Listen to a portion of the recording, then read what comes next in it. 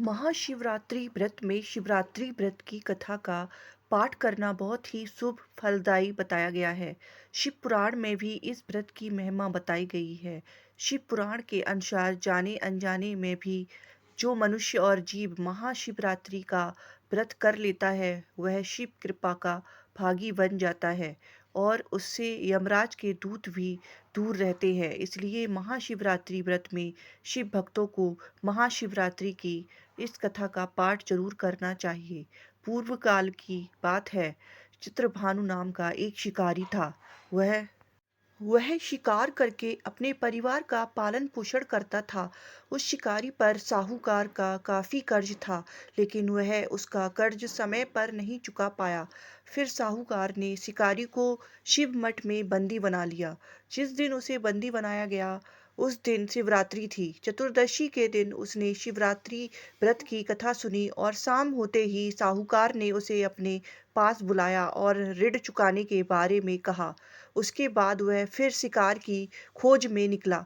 बंदी गृह में रहने के कारण वह बहुत भूखा था। शिकार की तलाश में वह बहुत दूर निकल आया। अंधेरा होने पर उसने जंगल में ही रात बिताने का फैसला किया और एक पेड़ पर चढ़ गया। उस पेड़ के नीचे शिवलिंग था जो बेल पत्र के पत्तों से ढका हुआ था। शिकारी को उसके बारे में जानकारी नहीं थी।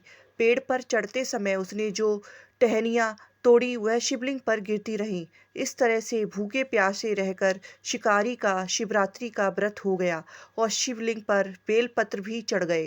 रात के समय एक हिरणी पानी पीने तालाब पर आई। शिकारी जैसे ही उसका शिकार करने जा रहा था, हिरणी बोली, मैं गर्भवती हूँ, शीघ्र ही प्रसव करूंगी। तुम एक साथ दो जीवों की हत्या करोगे। मैं बच्चे को जन्म देकर तुरंत तुम्हारे सामने आ जाऊंगी, तब मुझे मार लेना। शिकारी ने हिरणी को जाने दिया। इस दौरान अनजाने में कुछ बेलपत्र शिवलिंग पर गिर गए। इस तरह उसने अनजाने में प्रथम पहर की पूजा भी संपन्न कर ली। कुछ देर बाद एक हिरणी उधर से निकली। जैसे ही शिकारी उसे मारने के लिए धनुष बाण चढ़ाया तो हिरणी ने विनम्रतापूर्वक निवेदन किया, हे शिकारी, मैं थोड़ी देर पहले ही ऋतु से निर्वृत हुई हूँ, कामांतुर बिरहिणी हूँ, अपने प्रिय की तलाश में हूँ। अपने पति से मिलकर मैं तुम्हारे पास आ जाऊंगी। शिकारी ने उसे भी जाने दिया। रात का आखिरी पहर बीत रहा था, तब भी कुछ बेलपत्र शिवलिंग पर जा गिरे। ऐसे में शिकारी ने अनजाने में ही अंतिम बार की पूजा भी कर ली। इस दौरान वहां एक हिरणी अपने बच्चों के साथ आई। उसने भी शिकारी से निवेदन किया और शिकारी ने उसे जाने दिया। उसके बाद शिकारी के सामने एक हिरण आया। शिकारी ने सोचा, अब तो मैं इसे यहाँ से नहीं जाने दूंगा, इसका शिकार करूंगा।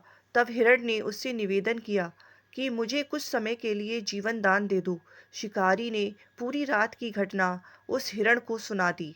तब हिरण ने कहा कि जिस तरह से तीनों पत्नियां प्रतिज्ञाबद्ध होकर गई हैं, मेरी मृत्यु से अपने धर्म का पालन नहीं कर पाएंगी।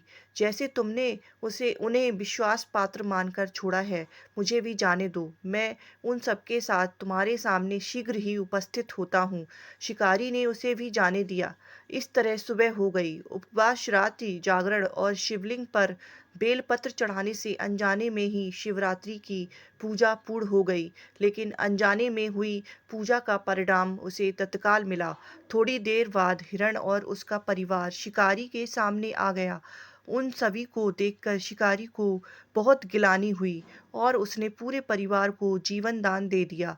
अनजाने में शिवरात्रि व्रत का पालन करने पर ही शिकारी को मोक्ष की प्राप्ति हुई।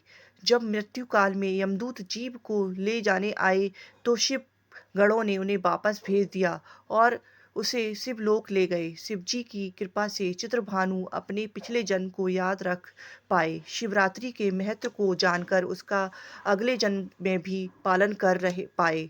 बोलो शिव भगवान भोलेनाथ की जय।